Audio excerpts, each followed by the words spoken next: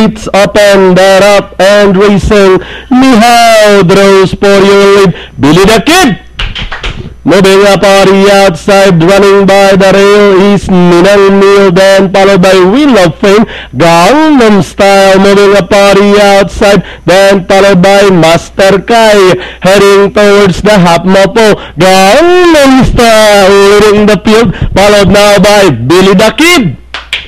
Then running in third is Nihao as they rounded at 600.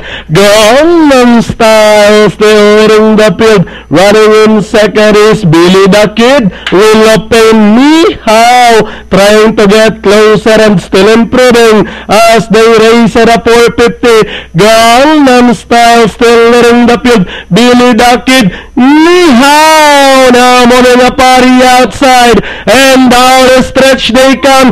Gangnam Style still leading the field. Running in second is Billy the Kid, then on the outside Nihao. It's still Billy the Kid now moves up to grab the lead. Running on the outside is Master Kai, and finally the finish line Billy the Kid runs his pace. Then comes Nihao, Gangnam Style, Master Kai, and Pilio.